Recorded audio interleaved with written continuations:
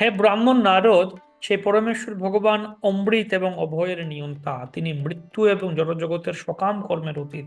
তাই সেই পরমেশ্বরের মহিমাটা অসীম। হ্যাঁ, তিনি ভগবান অমৃত এবং অভয়ের নিয়ন্তা। সোমৃতস্যাভয়স্যেষ অমৃতস্য অভয়স্য। ভগবান অমৃত। এই জগতে যত অমৃত অর্থাৎ অমরত্ব যা আছে তা ভগবানের কাছ থেকে এসছে। অভয়টাও ভগবানের কাছ থেকে এসছে এবং তিনি নিজে মর্ত্যম অন্যম ত্যাগাত এর ঊর্ধ্বে আছেন।